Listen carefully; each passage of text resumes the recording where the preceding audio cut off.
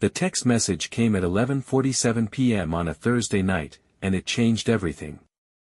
I was lying in bed, scrolling through my phone while my girlfriend of 3 years slept beside me. We'd just gotten back from dinner at Romano's, the Italian place where we had our first date. She'd been acting strange all evening, distracted, checking her phone constantly, giving me these weird guilty looks when she thought I wasn't watching. The message wasn't for me. It was on her phone, which was charging on the nightstand. The screen lit up with a notification, and I saw just enough to make my blood run cold. Can't wait to see you tomorrow. Tell him you're working late again, face blowing a kiss. The contact name was Tyler, Jim. I stared at the ceiling for the next 4 hours, listening to her breathe, watching her sleep so peacefully while my world crumbled around me. Her name was Casey, and I'd been planning to propose to her next month. The ring was hidden in my sock drawer, a 2-carat diamond that had cost me 3 months of overtime pay. By morning, I'd made my decision. I wasn't going to confront her, wasn't going to scream or cry or beg for explanations. I was going to do something much worse. I was going to find out everything. My name is Ryan, and I'm a software engineer. I work for a tech company that develops security systems, which means I know a lot about digital surveillance and data recovery. I'm also the kind of person who believes in justice, and what Casey was doing to me wasn't just cheating, it was 3 years of lies, manipulation, and making me look like a fool to everyone around us. She deserved everything that was coming to her. The first step was gathering evidence. I waited until she left for work, then I got to work on her laptop. Casey wasn't tech-savvy, which made this easier than it should have been. She used the same password for everything, never cleared her browser history, and had her email synced across all her devices. What I found made me sick. The affair had been going on for 8 months. Tyler was her personal trainer at the gym she'd joined last year, the gym membership she'd insisted on because she wanted to get in shape for us. The messages between them were explicit, detailed, and showed a level of intimacy that made me realize how little I actually knew about the person I'd been living with. But the worst part wasn't the sexual content. It was the way she talked about me. "He's so clueless," she'd written to Tyler in February. "He actually thinks I'm working late to help him save money for our future. It's almost sad how trusting he is." Another message from March, "He keeps hinting about marriage. I don't know how to tell him I'm not ready to settle down with someone so safe. You make me feel alive in ways he never could." And then, from just last week, "I think I'm going to break up with him soon. I just need to figure out the timing. Maybe after his promotion goes through. I don't want to seem like I'm only staying for the money."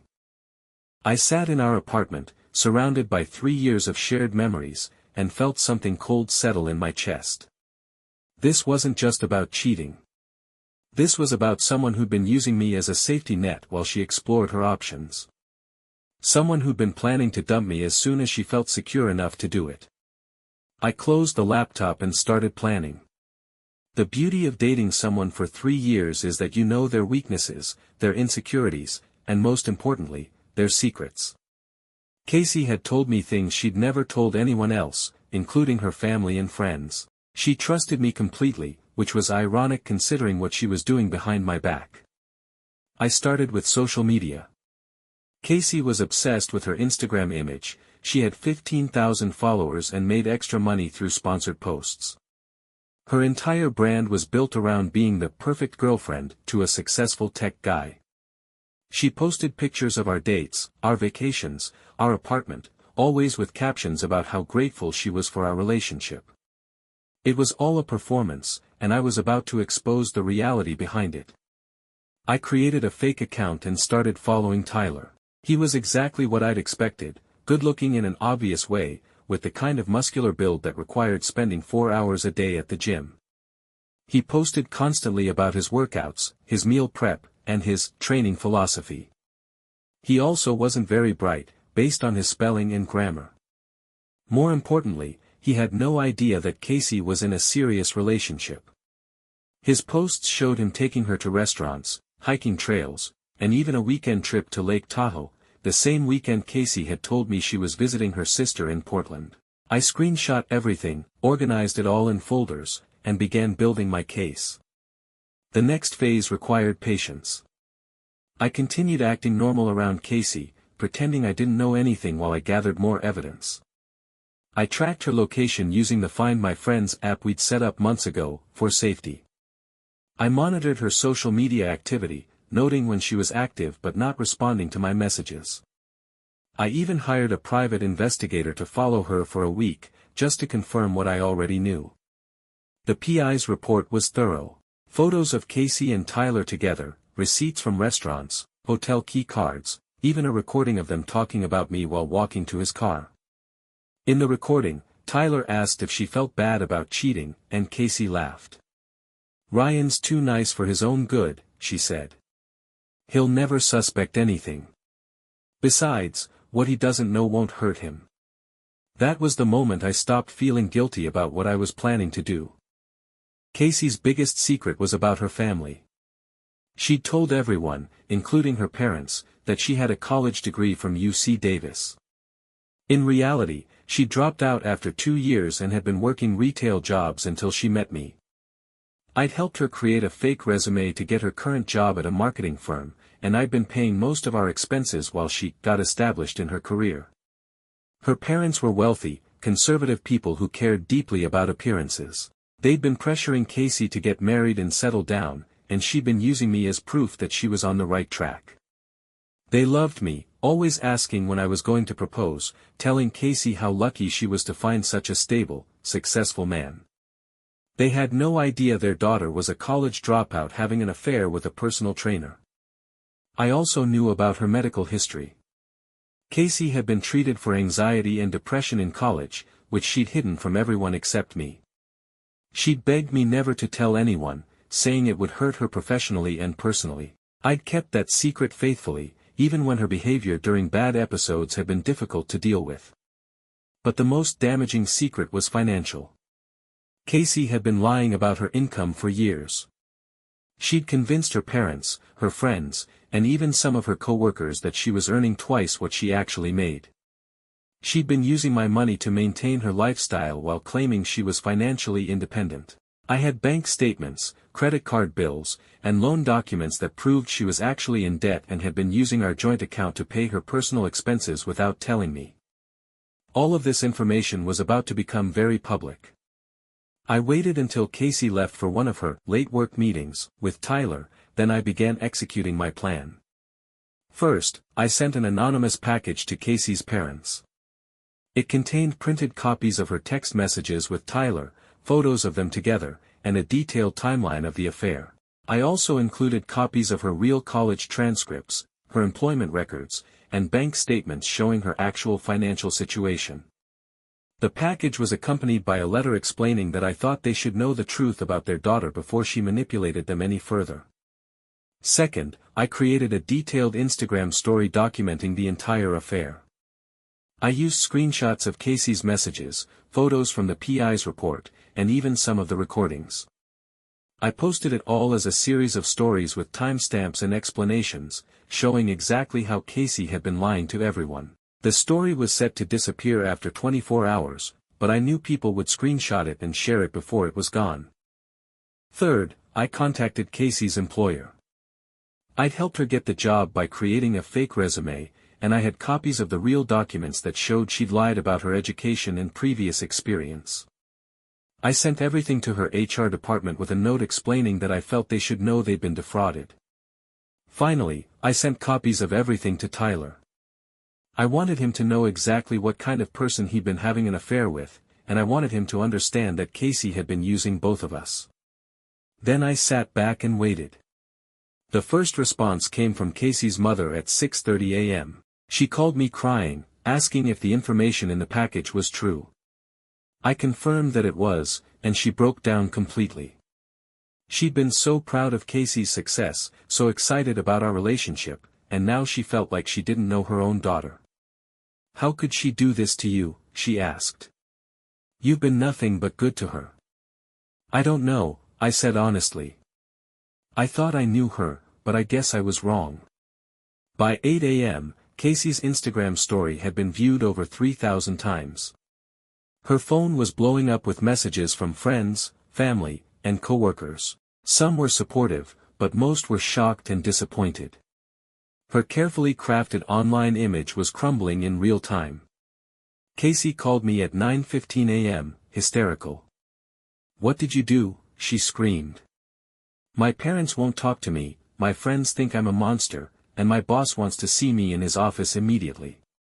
"What the hell did you do?" "I told the truth," I said calmly. "Isn't that what you wanted? You said what I didn't know wouldn't hurt me." "But I did know, and it did hurt. You had no right to destroy my life over this." "I didn't destroy your life. I just stopped helping you lie about it." She hung up on me, but she called back an hour later. "Ryan, please," she said, crying now. "I know I messed up, but this is too far. My parents are devastated, I might lose my job, and everyone thinks I'm a terrible person." "Are you a terrible person?" I asked. I made some mistakes, but I'm not. You've been cheating on me for 8 months. You've been using my money while lying about your income. You've been planning to dump me as soon as it was convenient. You've been laughing about how stupid and trusting I am with your boyfriend. What part of that isn't terrible?" She was quiet for a long moment. "I never meant for it to go this far." "Which part? The cheating or the lying?" "Both. I was going to tell you." "When?" "After you got the promotion at work. After you found someone better than Tyler. After you'd used me for everything you could get." "That's not. I did care about you." "No, you cared about what I could do for you. There's a difference." She tried to argue, tried to explain, tried to make me understand that she'd been confused and scared and didn't know what she wanted. But I was done listening to her excuses. I'd heard enough of them in her text messages to Tyler. The fallout was swift and brutal. Casey's employer fired her after confirming that she'd lied on her resume. Her parents cut her off financially and emotionally, refusing to speak to her until she got professional help. Most of her friends distanced themselves, either because they were disgusted by her behavior or because they were embarrassed about being fooled. Tyler, interestingly, dumped her immediately after learning the truth. Apparently, he'd thought she was just some single woman he'd met at the gym, and he wanted nothing to do with the drama of her double life. Casey had to move back in with her sister, take a job at a department store, and face the reality of supporting herself without any help from me or her parents. Her social media presence, which had been a source of income, was destroyed. She lost followers by the thousands, and the brands she'd worked with dropped her immediately. Within a month, she'd gone from being an influencer with a seemingly perfect life to working retail and living in her sister's guest room. I wish I could say I felt bad about it, but I didn't. Every consequence she faced was the direct result of her own choices. I just stopped enabling her lies and let the truth speak for itself. The hardest part was dealing with the few people who thought I'd gone too far. Some of Casey's friends accused me of being vindictive and cruel. They said I should have just broken up with her instead of destroying her life. But they didn't understand what she'd put me through. The gaslighting, the manipulation, the constant lying while I supported her emotionally and financially. They didn't know about the nights I'd worried about our relationship, wondering if I was the problem, if I wasn't exciting enough or successful enough to keep her interested. They didn't know that she'd been planning to leave me anyway, just as soon as she felt secure enough to do it. 3 months later, Casey tried to contact me one last time. She sent a long email apologizing for everything, explaining that she'd been seeing a therapist and was trying to understand why she'd made such destructive choices. She said she knew she didn't deserve forgiveness, but she wanted me to know that she was genuinely sorry. I read the email twice, then deleted it without responding. It wasn't that I couldn't forgive her, it was that forgiveness required some kind of relationship, and we didn't have one anymore. She was a stranger who'd worn my girlfriend's face for 3 years, and now that the mask was gone, I could see there was nothing underneath that I recognized. I kept the engagement ring for another month, then returned it to the jewelry store. I used the refund to take a solo trip to Europe, something I'd always wanted to do but had postponed because Casey preferred beach vacations. 6 months after everything fell apart, I started dating again. I met Lauren at a coffee shop near my office. She was a teacher, divorced, with a 10-year-old daughter. She was honest about her past, her struggles, and her mistakes. She didn't try to be perfect or present herself as something she wasn't. On our third date, she asked me about my previous relationship. It ended badly, I said. I found out she was cheating. I'm sorry, Lauren said. That must have been devastating. It was, I admitted. But I learned something important from it. What's that? That trust isn't just about believing someone won't hurt you. It's about believing they're telling you the truth about who they are. Lauren nodded thoughtfully. That's a hard lesson to learn. Yeah, but it's worth learning. I'd rather know the truth and deal with it than live in a comfortable lie. A year later, Lauren and I moved in together. We were completely honest with each other about everything, our finances, our pasts, our hopes and fears. It was a different kind of relationship than I'd had with Casey, built on reality instead of fantasy. Sometimes I wondered what would have happened if I'd just confronted Casey directly, if I'd given her a chance to explain and maybe change.